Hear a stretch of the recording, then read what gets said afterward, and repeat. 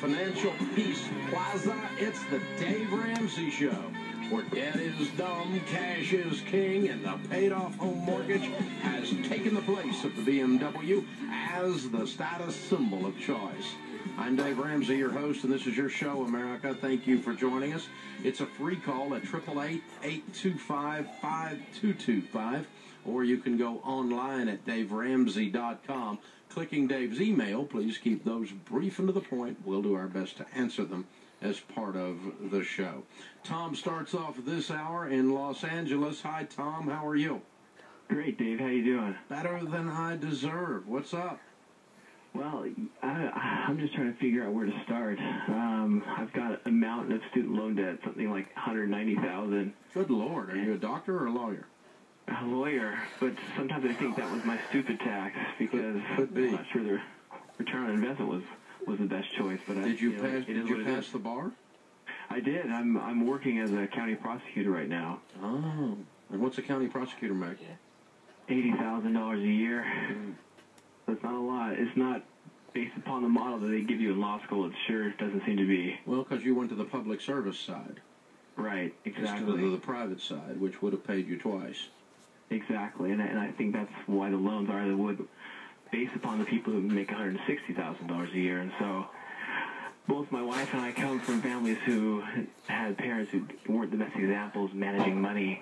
What does your wife make a year? She's a personal trainer, but so she does things on the side, but we have our second baby due in a couple of months, so that whatever income that is probably going to go away for at least the short term. So she maybe brings in an extra $1,000 a month. And so I've got, the $190,000 in student loans, the car payment, that's about $2,200, and rent. $2,300 balance on the car? Yeah. Okay. And then rent, which it's hard to say that this is a steal, but for California, $1,580 a month seems like a pretty good deal. But the problem is we're having a new baby. My wife keeps thinking we need more space, maybe a bigger car. Yeah. And I think, well, why don't let's just get out of debt first. So I'm feeling like I'm the stingy husband. You're not the stingy husband. You're a broke husband. There's a difference. If you had $180,000 in the bank and you weren't going to get her a new car, that'd be different than $180,000 in debt. Yeah, I just don't know how we're ever going to get into a house, how we're ever going to pay any of this off, because my student loan debt's more than a lot of people's mortgages. It's going to take you a while. Yeah. That's the answer. I mean, here's the ratio that you look at when as soon as somebody starts talking on the air here, I look at what I call the shovel to hole ratio. How big a hole are you in? 190 grand. How big a shovel have you got? 80 grand. Right. And you can't go spending money like you're a lawyer and buying houses and buying cars. You just don't have any money. You're broke. Yeah. So your wife married a broke lawyer. Yeah, that's going to take a little while for that to settle in, but once it does, then she's going to get that idea that this is how things are going to work. So you have two options, really. One is start digging, and it's going to take a while because you have a huge hole and a small to medium shovel, right? Okay. Two is you investigate private practice where you can double your income. And you work that for a while and then return to being a prosecutor someday in your future life, after you get your life back away from the debt man. Well, what's hard is that they've got this program where if I stay with the public service side for 10 years, 164 of that will be forgiven, allegedly, but in the meantime, it keeps growing. It only started out as 150. And I don't think I want to wait 10 years to start my life. Yeah, that's how I feel, but I guess... So you think I should really look for... So if you were making 150, you could pay this off in about 4 years instead of 10 years. Yeah. Okay. would rather have my life back in 4 years than 10, personally. Oh, I agree. I mean, it's up to you. You can work either plan, but it's just going to be a longer road with the road you're on. It's not a bad road. It's just a long road. Yeah. But, I mean, they always say a happy wife is a happy life, and I want to be able to provide. You know, I want to be able to give the things that... Well, part of being a happy wife is realizing that you're an adult and this is the situation you're in. That's incumbent upon her to be a grown-up and go, I married a broke lawyer. And this guy is deeply in debt, and I can't go...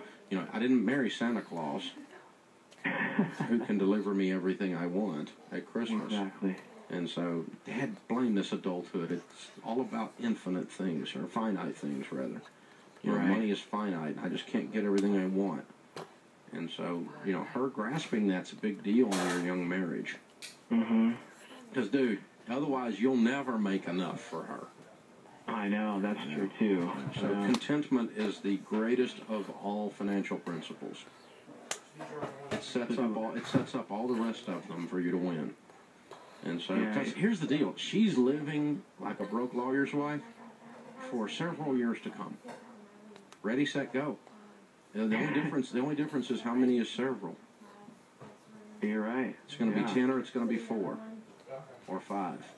One of these two things. And so it's not, you know, next week we're not getting a new car and a new house because you're still going to be broke next week. Okay. Took you a while to make this mess. Going to take you a while to work out of it. But the good news is there's hope. Because you're what, 27? I'm 33, actually. 33. Okay. Yeah.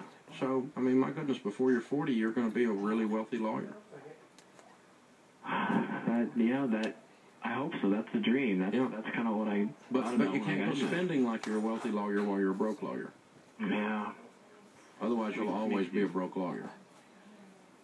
Okay. So we got to hold back, man, and you know we got to live like no one else, so that later we can live like no one else. Hang on the line. I'm going to have Laura pick up. I'm going to send you a copy of the book, The Total Money Makeover, which will help you and your wife work through this. Open phones at 888-825-5225. On Twitter, I'm thinking of renting out my townhome. Do you have any good tips for information on the legalities and the tenants, etc.?